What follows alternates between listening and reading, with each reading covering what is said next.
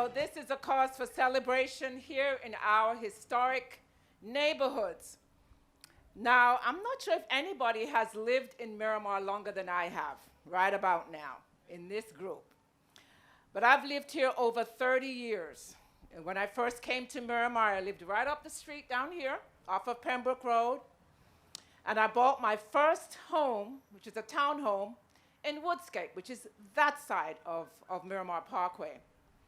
And I remember back then that we used to have a good old time in historic Miramar because there was no west. There was really no central Miramar. And this was the hub. And slowly we saw this hub fading away into oblivion. And I remember when I first became a commissioner back in 2010, the move at the time was to say, listen, folks will come to us at the town center. Folks, that will be the central area. Don't worry about it. They'll come over there. But when I got to the city, I realized folks didn't want to move around like that. This city is very long. We want to make sure the historic neighborhoods has their own amenities. They don't have to come all the way west to get some of the amenities that the western suburbs had. And so it started with making sure that events came back to our historic neighborhood.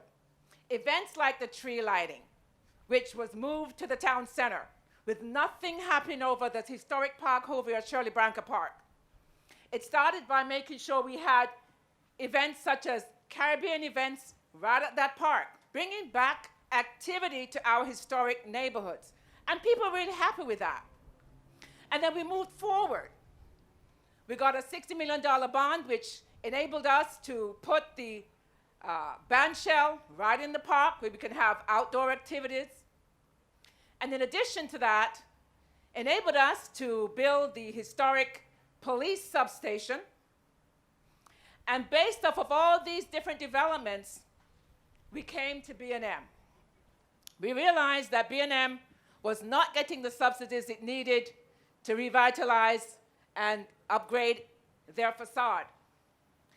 We saw facade improvements down by McDonald's and Dunkin' Donuts in the historic neighborhood close to 441, but nothing was happening here. And so with out-of-the-box thinking, we were able to make some things happen here, and we can see the results of that today. There is more work to be done. There's an eyesore right up here at University, the corner of University and Miramar Parkway. We want to change that too. That's the corridor, the gateway to Miramar. We want to find innovative ways to engage the property owner of that plaza right there to make these kind of changes. And we will support that type of change in our community. We'll support those types of business who need funding to change their facade. But as I mentioned, there's more work to be done. We all know with COVID-19, it has hampered our small businesses to the point where they need assistance.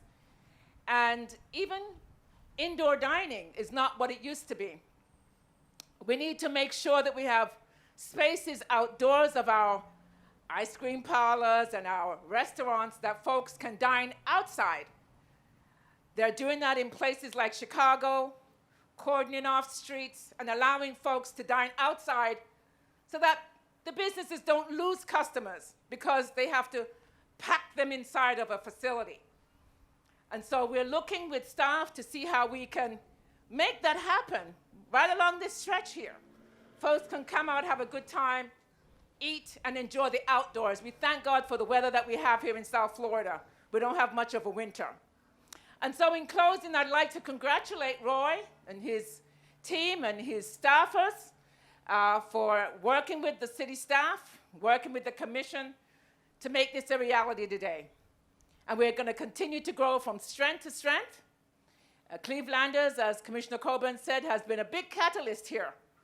And we certainly appreciate that. And there's more to come. Thank you so much.